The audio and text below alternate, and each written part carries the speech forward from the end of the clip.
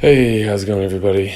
So, surprise information in beta, which has been happening a lot lately with Season 4 being added, the villain heroes being added with the very, dare I say, overpowered bonus of giving you a bonus on your stage score. So basically like needing those heroes to compete at the top anymore. So we have some new heroes entering beta today, actually new versions of existing heroes. And you're not going to believe what they've chosen. So there's been a lot of people complaining on the forum and elsewhere about some of these heroes that are too strong in the game, like Finley, Gravemaker. They just nerfed Odin and Frigg, which I'll cover in another video, who were two new heroes. And so what have they decided to do? Well, let's take a look. We're seeing more hero costumes entering the game. But who are we seeing costumes for? First and foremost, we are seeing a Finley costume.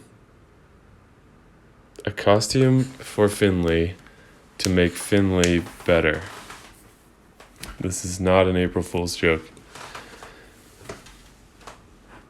I'm not even sure what to say. Attack 790, defense 782, HP 1445. Crazy good base stats. Deals 385 damage to the target. So the first part reads the same, except now the defense, all targets get minus 44 defense for 3 turns. So they took an already very strong hero and very strong special and made it even better.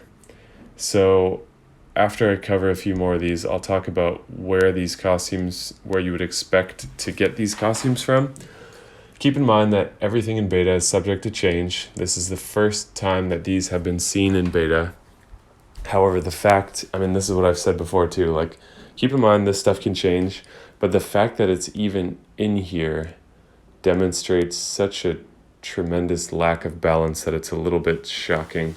They've basically taken heroes that people have called too powerful and buffed them right after nerfing Frigg and Odin, which just doesn't make any sense. So, you ready to see costume number 2? Gravemaker. They are making a Gravemaker costume, which at first glance didn't seem that great. Well, let's see. So, attack 757, defense 735, HP 1533. So, stat boost, but I don't know exactly how much. Deals 85% damage to all enemies. All enemies receive 280 burn damage over 2 turns. So I think he normally deals 135 just to 3. And so this is probably the proportional difference where they've lowered it to 85 because it's hitting all. So anyways, now you have Gravemaker at very fast speed hitting everyone with a stat boost. Yes, if you're shocked right now, so am I. So let me know in the comments what you guys think about this. There's a few more costumes I want to look at, and then I'll tell you where you can expect to get these. But share your thoughts while they're fresh in your head, because this is just shocking. Next up, a Jabberwock costume. Attack 788, defense 778, HP 1449. Deals 250% damage to the enemies on the edges of the formation. If only one is alive, the damage is doubled. The enemies on the edge of the enemy formation receive 435 poison damage over 3 turns. And keep in mind, this is going to only increase with troops and emblems. So they did lower the damage a little bit. It was 300%. So they lowered it a little bit, but they bumped up the God, with troops, that's probably like 200 undispellable poison damage per turn, which, like, Jabberwock, because you can't aim him, is not about... He's not a sniper, because you can't choose who to hit. So it doesn't matter how fast he works in most cases. It's just that you want to start to threaten the edges of the formation, because that's the hardest part to hit. So this is a definite buff, in my opinion, because while the damage is a little bit lower, you have that undispellable poison damage now, which is significant. And from what I've seen, I guess that's not written here, so I won't say. Yeah, and then we have a Killhare costume. Attack 757, defense 808, HP 1542. Are you ready for this? So normally she did 300% damage to all. Now she does 350% damage to all enemies with her same defense ailment. They might have added a fourth turn maybe, but oh my god, that damage is huge at average speed. That's crazy. And the fact that with a level 23 mana troop, she's functionally fast speed, and they just nerfed Frigg.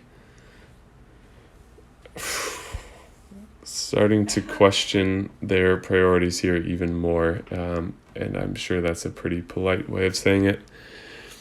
Master Lepus costume.